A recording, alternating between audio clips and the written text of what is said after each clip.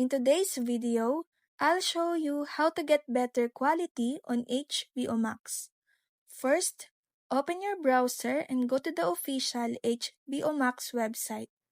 Make sure you're logged into your account. To enjoy the best quality, start by upgrading your subscription, as 4K content is only available on the top tier plan. Go to your profile, select subscription, and switch to the plan that includes 4K UHD. Next, check your internet speed. A minimum of 25 Mbps is required for 4K streaming, but speeds of 50 Mbps or higher are recommended for a smooth, consistent experience. Make sure you're using compatible hardware, including a TV or streaming device that supports 4K. You can also optimize your network by reducing other activity. If you're watching on a PC, check your browser settings. Make sure your browser is up to date.